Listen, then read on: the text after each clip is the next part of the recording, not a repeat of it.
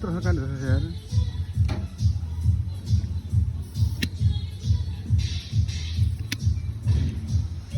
ठुलो नटको कसो यार निकाल दियो Oh my god, your tire is finished.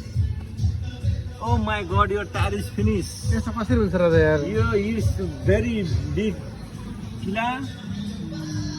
Therefore, your tire is too much big hole inside.